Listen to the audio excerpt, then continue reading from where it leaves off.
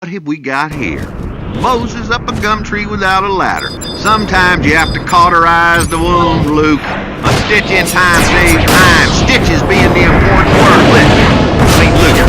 Luke, you know, no matter how mad you get, a man should never ever hit a woman in public. You got something quiet, don't tell it to me.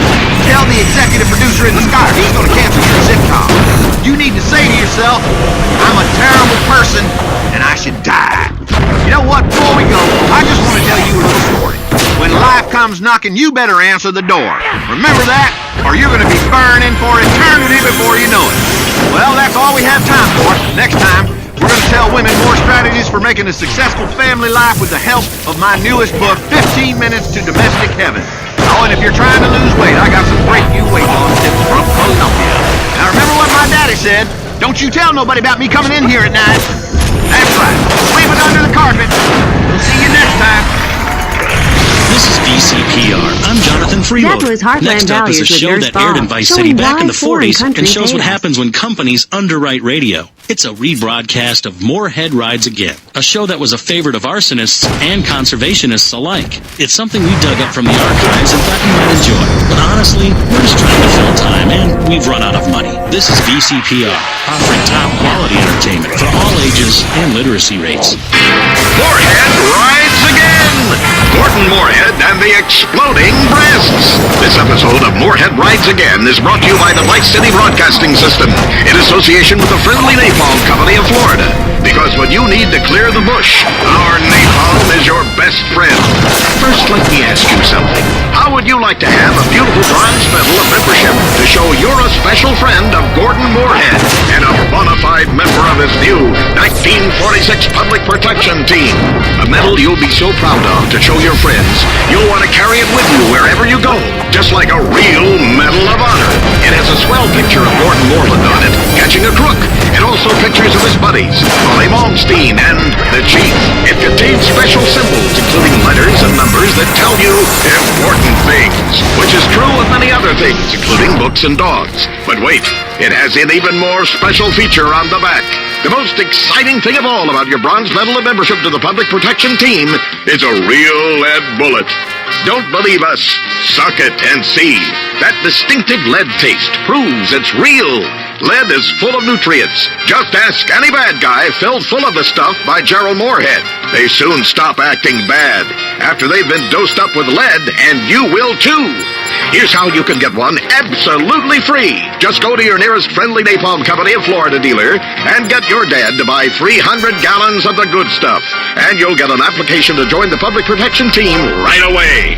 All you need to do is fill it in and get your dad to send a check for $10 payable to Napalm Promotions Incorporated. And before you know it, you'll be fighting crime in the burgeoning metropolis of Vice Beach or down in the islands with George Moorcock and the gang. That's right. It won't cost you a penny. So what are you waiting for? As Jeremy Moorhead himself would say, you know who I am. I'm your chance to repent on the way downstairs.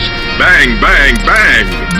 And now to Gordon Moorhead in Moorhead Rides Again. Gordon Moorhead and the Exploding Breasts. Last time, Moorhead was in Vice Beach, looking for a fisherman who had gone missing.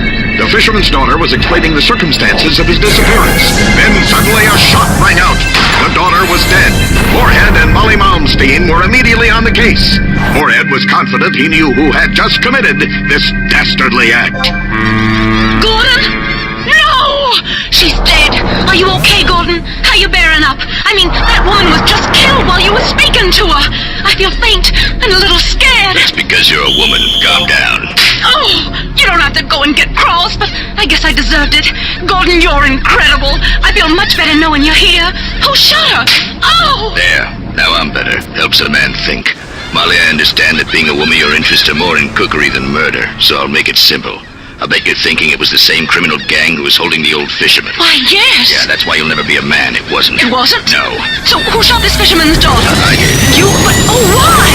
Fact is, Molly, there are a lot of things you don't understand with that darn poisonous estrogen coursing willy-nilly through your veins. With her father missing, that girl was now an orphan, and a girl without parents is 5 times more likely to end up a prostitute, a fallen woman who ruins American marriages, or worse. Oh, that's terrible. I know. So I shot her and threw the heater in the river. I saved her from herself and the rest of society from the kind of filth that preys on the loins of American men. Gordon, you're so brave. Only a man would know such things. What about the fisherman? I'll tell you what, with his only daughter dead, those kidnappers who have taken the fisherman have no one to blackmail. They'll soon have to release him. When they do, we'll be ready. Gordon, you're amazing. Ow! Don't get cocky. I was just doing my job. Look, there's something else you've missed, Molly. What? Before she was tragically killed, the daughter said her father was unarmed and never wore a gun. You know what that means? Yes. That's right, Molly. It means he's a sissy. I imagine when he hears his daughter is dead, he'll cry. What kind of a man cries, Gordon? I don't know. One that loses wars, I think. Probably the kind of man who raises a $2 tramp for a daughter, Molly. A very sick individual, and probably a communist. I don't like to express strong emotions, but I think I hate this fisherman, Gordon. Don't hate him, Molly. Pity him, and help me kill him. Oh, I shall.